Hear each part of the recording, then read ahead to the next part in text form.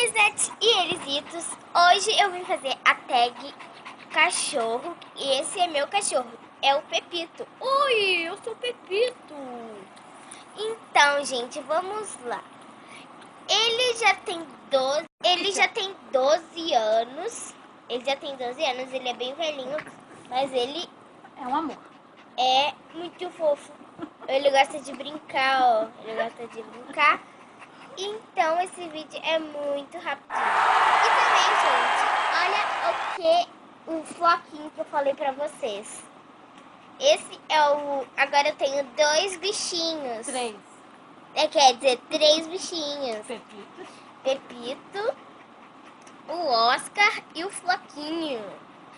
E o meu único bichinho de verdade é o Pepito. E dá um tchau aí pra câmera, Pepe. Fala, Pepe. Tchau. Tchau, já falou. Falou já, irmã.